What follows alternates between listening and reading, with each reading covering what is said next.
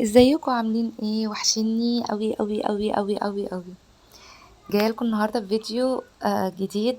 آه عشان بقالنا كتير متاخرين يعني عليكم كده. ف يعني صورت لكم اكتر مكان انا بحبه. انا متاخره عليكم ان انا انزله. يعني انا راجعه من اسكندريه بقالي كتير. بس برضو قلت لازم انزله اكتر مكان انا بحبه في اسكندريه. المكان دوت طبعا اللي بيروح اسكندرية وما بيشوفوش اقسم بالله فايته كتير. يعني انتوا مش متخيلين فايته قد ايه. بص هو ده كده شكله بالنهار. بصوا المنظر اصلا. بصوا زمان لما كنا بنقعد فيه كانت واحنا قاعدين على الصخور. كانت المية لما بتيجي تقوم بقى عارفين انتوا مغرقين كل الناس اللي قاعدة. بس باين هم عملوا صدادات وخلوا المية ما تنطرش بره. بس انا مش عارفة ليه هم مش مهتمين بيه. يعني بصوا المكان اصلا هو تحفة ازاي. مش عارفة ليه هم مش مهتمين بيه ومش منظفينه. يعني اتمنى صوتي يوصل انهم يهتموا بيه شوية وينظفوه. هم غيروا فيه حاجات كتير بس لسه هو منضفش البير منضفش. تمام. دوت اسمه بير مسعود. الناس اللي من اسكندرية بس هي اللي هتعرف انا بتكلم عن ايه. دوت في قريب من ميامي وقريب من سيدي بشر الاتنين. تمام. بصوا انا كده رايحة على البير. البير دوت بقى في ناس تقولك ان كان في اتنين بيحبوا بعض وجم هنا اتمنوا امنية ان هما يتجوزوا. ف وحدفوا فيه فلوس فاتجوزوا. وفي ناس بقى اللي هي من اسكندرية بتقول ان لو حدفتي فيه فلوس هتيجي السنة اللي بعديها. بصوا البير شكله عامل ازاي. بصوا هو خطر جدا جدا جدا يعني.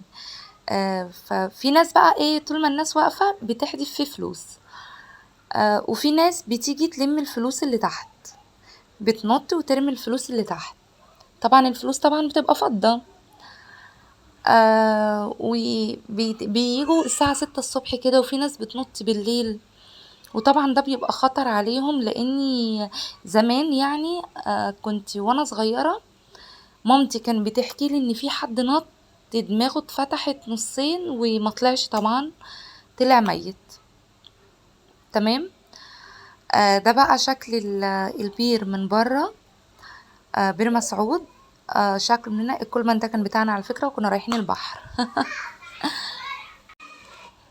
آم، بصوا شكله عامله هما باين برضو بيغيروه في شغل ورا هنا بيغيروه. انا قلت اصوره لكم صبح وليل. تمام كده هو الصبح. ندخل بقى على بالليل بيبقى زحمة بطريقة انتوا مش متخيلين عامل ازاي. بيبقى زحمة بطريقة هو مش باين لكم علشان النور ما هو مفيش نور هناك. فمش باينة قوي بس برضو هحاول ان انا اوضحه لكم اكتر. زحمة جدا جدا يعني.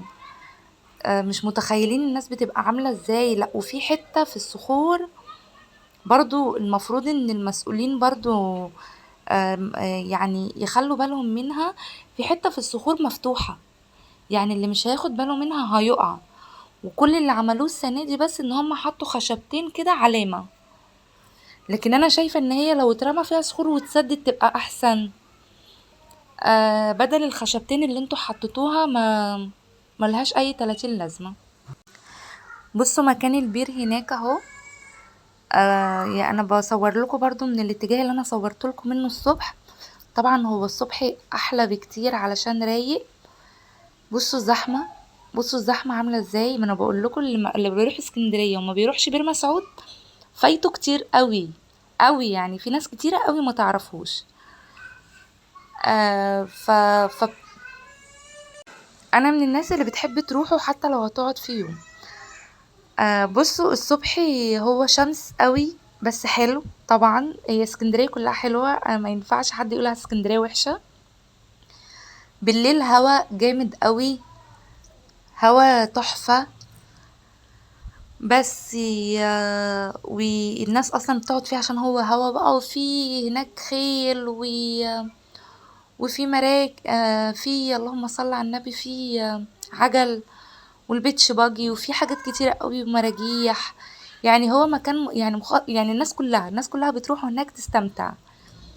والصبح طبعا لون المية كده الواحد بيبقى شايفها زي ما وريتكوا، تحفة تحفة بجد والله العظيم. يعني مش عارفة اقول لكم ايه. بس يعني بصوا البير وجماله اصلا شكله، مش عارفة.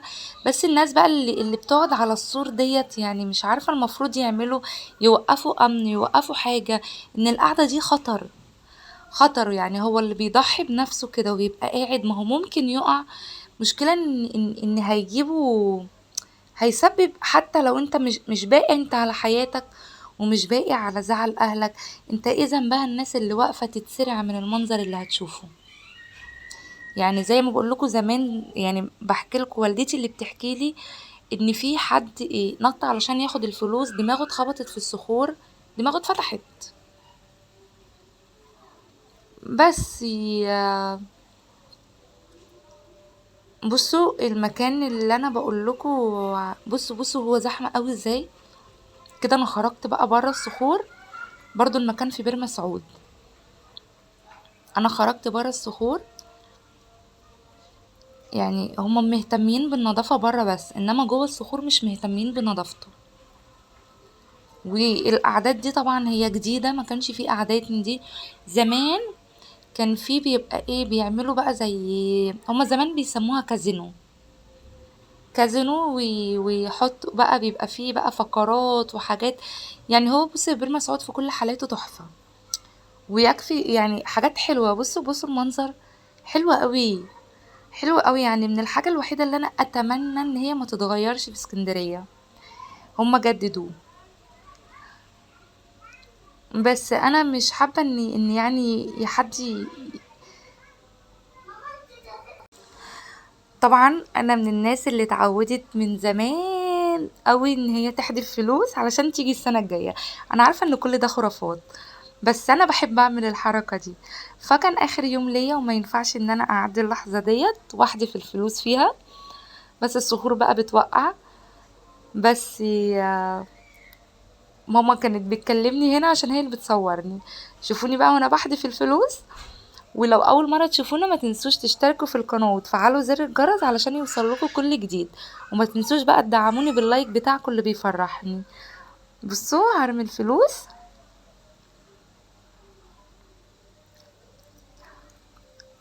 دي عادة. اشوفكم في فيديو جديد. باي باي.